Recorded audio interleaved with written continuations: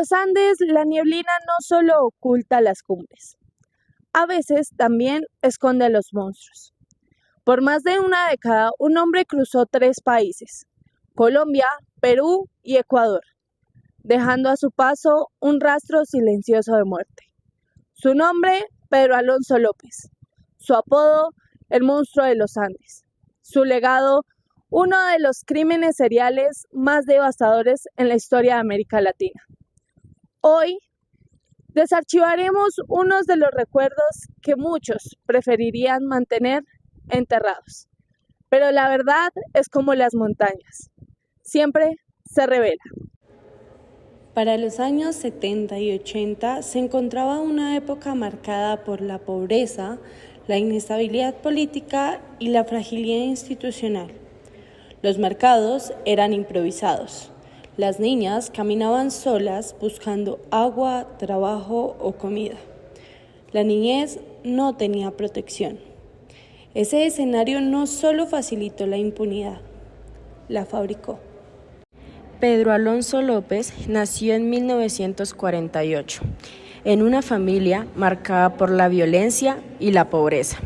Desde muy pequeño fue empujado a la calle, sobreviviendo entre estaciones y callejones de Bogotá. Su infancia estuvo envuelta en abandono, abusos y una oscuridad que nadie quiso ver a tiempo. Años después, ya adulto, comenzó a desplazarse por Colombia, Ecuador y Perú, moviéndose siempre en silencio, mezclándose entre mercados, terminales y pueblos aislados. Detrás de su mirada tranquila, escondía un patrón de crueldad que lo convertiría en uno de los asesinos seriales más temidos de Sudamérica, el monstruo de los Andes. Cuando se evaluó la conducta de Pedro Alonso López, nos dimos cuenta que cumple con los criterios de 2 trastornos de personalidad.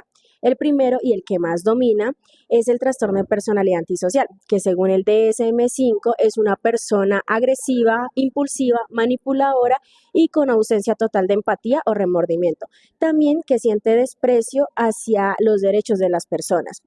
También Pedro Alonso cumple con criterios de un trastorno histriónico que, es decir, busca constante atención, o sea, necesita la atención fija.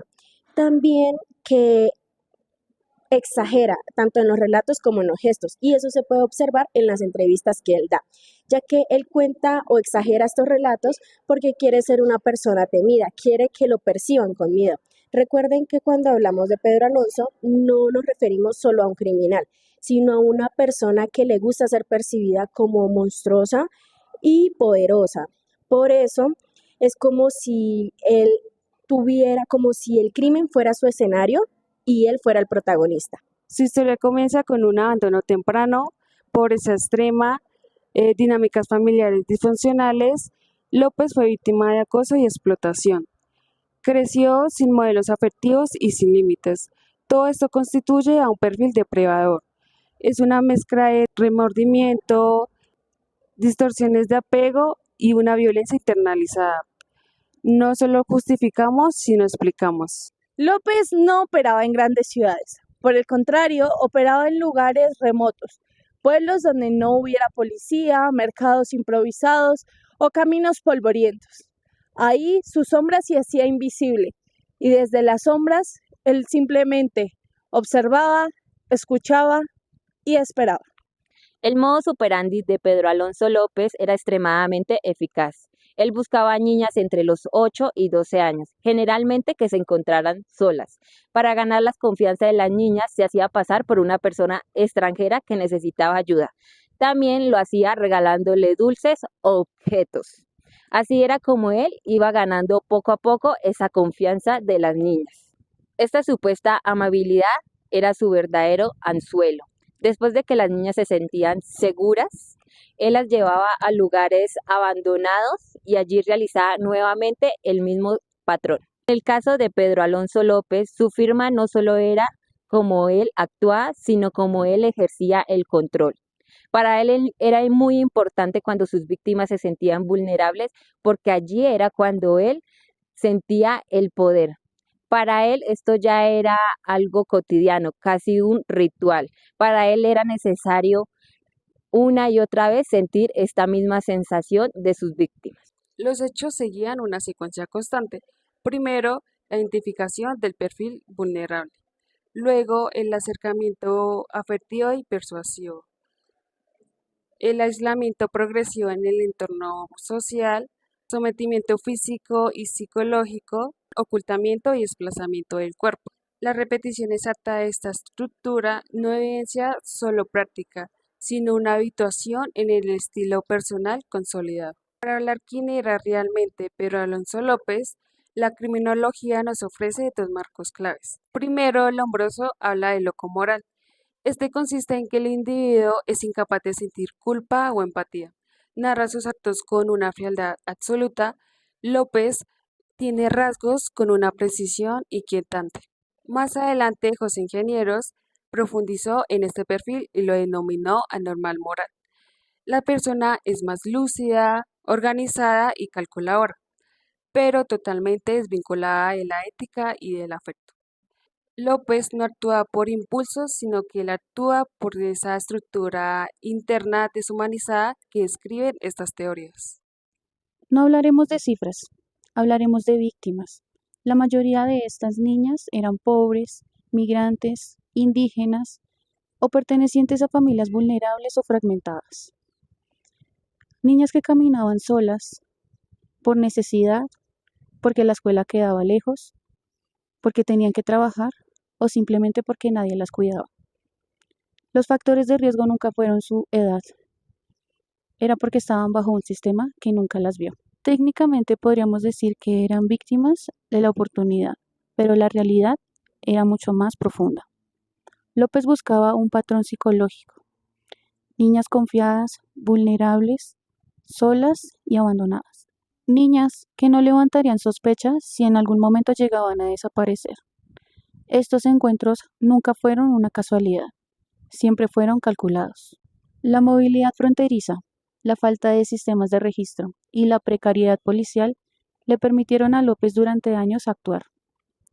Le facilitaron por mucho tiempo el cambiar de nombre, país y territorio. Cuando este hombre viaja nuevamente atravesando las fronteras, el conteo inicia nuevamente. El daño fue más allá de las víctimas y de las familias. Hubo un trauma colectivo y comunitario, un miedo que transformó comunidades, que aisló familias, que cerró mercados tempranos, que en términos psicológicos lo conoceríamos como un miedo crónico, un duelo colectivo y una desconfianza estructural. Bueno, esta experiencia con el monstruo de los Andes, como mencioné anteriormente, transformó las familias, ya que las personas de las comunidades desconfiaban de cualquier persona. Cualquier persona extraña a la comunidad que llegara era interpretada o podría asignarle el rol de el monstruo de los Andes. Los niños perdieron su infancia, ya no podían jugar tranquilos, no podían salir solos, tenían que siempre ser cuidados por los papás, tenían que mantener en la casa para que nada les pasara. La incertidumbre que se creó en las comunidades era tan grande que ya los papás ni siquiera sabían si era su hija la próxima víctima. En Ecuador fue capturado. Confesó más de 300 víctimas, de las cuales solo algunas decenas fueron judicializadas. Fue condenado y después liberado, y aún hoy su paradero es incierto. La historia de Pedro Alonso López no es solo la de un monstruo, es la de un continente vulnerable, la de una justicia tardía, la de unas niñas que debieron crecer y no pudieron. Hoy, en los Andes, el viento sigue soplando y en él van nombres que aún buscan paz. Una de las preguntas que nos hace el público es ¿qué fue lo más difícil emocionalmente al momento de analizar este caso? Bueno, pues yo creería que lo más difícil fue evitar el morbo, o sea, no pasar esa línea. Por lo general, cuando hablamos de casos de asesinos seriales, los temas son tan interesantes, o sea, que para uno es muy difícil como que no sentirse emocionado, como quien dice, por evaluar la conducta de dicho personaje o por, como quien dice, decir como que wow, o sea, tiene muchísimas cosas que pueden estar llevando a que actúe de esta manera. Entonces es como difícil no pasar esa línea como, o sea, como posicionarse también, porque estamos abordando el tema de Pedro Alonso López, el más conocido como el monstruo de los Andes, que también en ese entonces fue... El miedo que existía era enorme y de pronto nosotros pues miramos las cosas, lo que él hizo, decimos como que wow, qué fuerte, las víctimas, qué fuerte lo que vivieron, pero también no podemos como imaginar lo que se llegó a vivir en ese momento, el pánico que se llegó a sentir. Entonces digamos que para mí creería que es eso, evitar el morbo, como intentar ponerme como en esa situación, o sea, como que evitar como cruzar esa línea. Bueno, lo más difícil emocionalmente fue como analizar la magnitud de ese daño humano detrás de cada escena analizada. No solo fueron cifras ni perfiles psicológicos, sino fueron como historias de niñas vulnerables y de comunidades enmarcadas por el miedo. Lo más impactante a nivel emocional fue conocer los casos de algunas de las víctimas y conocer la gravedad de los casos y conocer la fragilidad que tenían estas víctimas ante diferentes tipos de personas que muchas veces se pueden encontrar en el camino. Otras de las preguntas del público es cómo cambió su percepción de la criminología con este proyecto. Nuestra percepción sobre la criminología cambia, ya que se entiende que se estudia más allá del crimen, se entiende cómo se estudia el contexto tanto social, cultural, el entorno y cómo algunas fallas en el sistema se ven implicadas en el caso. Este proyecto nos cambió la perspectiva y nos mostró que la criminología no busca solamente los delitos, sino también analizar los factores biológicos, psicológicos y sociales en el comportamiento humano.